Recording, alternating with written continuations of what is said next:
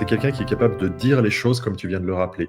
C'est-à-dire que c'est quelqu'un qui est à l'aise avec l'idée d'affronter des situations difficiles, de partager des mauvaises nouvelles, euh, avec de recadrer, de critiquer, d'encourager, de féliciter, avec toujours ce leitmotiv qui est d'être doux avec les gens et Oui. dur avec les sujets. Doux avec les gens et dur avec les sujets.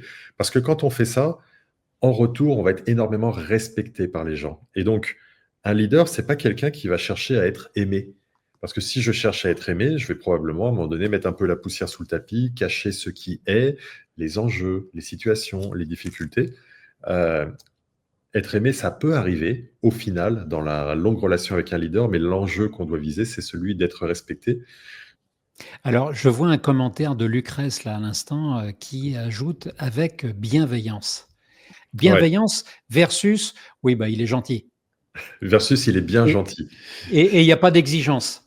Voilà, mais merci, c'est là que j'allais aller parce que la bienveillance, c'est vraiment le terme à la mode du moment. J'ai coutume de dire, et tu le sais, bienveillance rime avec exigence.